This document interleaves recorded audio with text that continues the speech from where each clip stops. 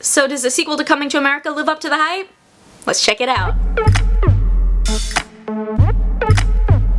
Hey, it's Kristen, and today we are talking about Coming to America 2, the much-anticipated sequel to the 1988 iconic film Coming to America. This new film takes place over 30 years later and is set in the royal country of Zamunda as the newly crowned King Akeem embarks on a new adventure to find his long-lost son. Consider subscribing if you like my videos, and drop down in the comments and let me know your thoughts on Coming to America. Is this a film that you were really anticipating, or were you content enough with just the first film? I think there's no way to talk about Coming to America without talking about the cultural impact that the original film had. First of all, the black excellence. I mean, this was such a groundbreaking film for its time, led by Eddie Murphy. With him starring as a prince, we get to see such lavish sets and costumes, and he goes to America to find true love. He wants to find a woman who is not going to just listen to whatever he says, that has her own thoughts and opinions and that he truly connects with, and I think that was such a beautiful message in the original movie. This was also the first time that Eddie Murphy played different characters in a movie, which ended up becoming a staple for him. And of course the impact it had culturally on hip-hop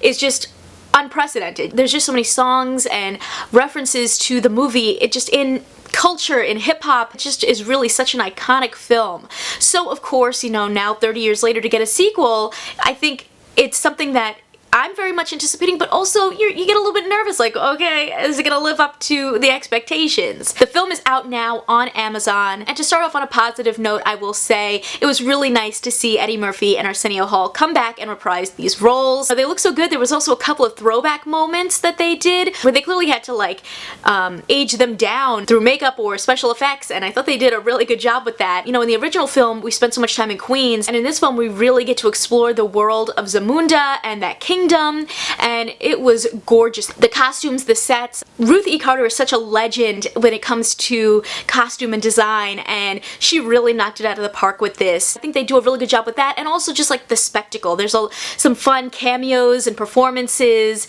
that I think will really surprise people. I was not expecting some of them, and they just brought these really gorgeous, glamorous, larger-than-life visuals to the forefront, and they did such a great job with that. I think the costumes and the design really stand out in this film, as well as when they dive into some of the parallels between the original film and this story. You know, seeing some of those throwback moments were really fun, getting a chance to see what it's like kind of being in this new place, being a fish out of water. I think that was something that was really key to the original film, and they play that up in this film as well, but kind of like an opposite version. That idea of love and family and finding that person that's like right for you, that has their own thoughts and opinions. That's something that I really loved about the original film, and I do think that they bring that into this project as well. It's also exciting to see, you know, where everyone is now. You know, the fact that Prince Akeem is now the king, and he has these 3 beautiful daughters who are very powerful warriors as well. I really enjoyed that, and honestly, I wish that this film focused more on the daughters than the story that it does focus on.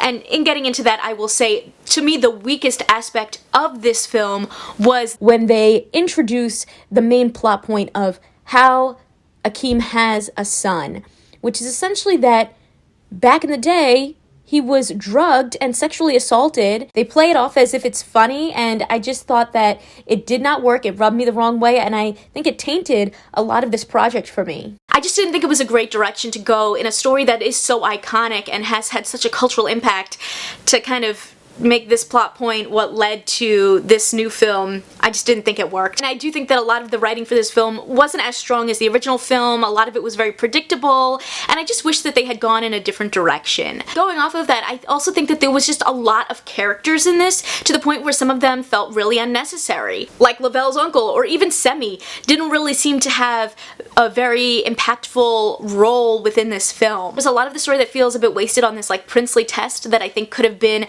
executed in a different way. I think the biggest disappointment comes around the character of Princess Mika, because she is someone who is fierce and strong and deserves to be a leader and wants to be the leader of Zamunda, and I think the legacy of Coming to America has always pushed for strong women who are independent and have their own minds, and yet she is constantly being overlooked by her father, King Akeem, in favor of the old archaic rules of needing to have a male heir rule. I would have rather seen an entire film just around Kiki Lane playing this role and getting to be a leader versus the story that we did get. When it comes down to it, I don't think that this sequel to Coming to America lived up to the expectations of the first film. I don't think it was as funny. I think the writing was not strong. It was very predictable. And like I said, the plot point that introduces us to this new prince, Lavelle, I just really did not like that. I'd love to hear what you guys thought. You can check out more of my movie reviews right over here, and I'll catch you in the next one. See ya!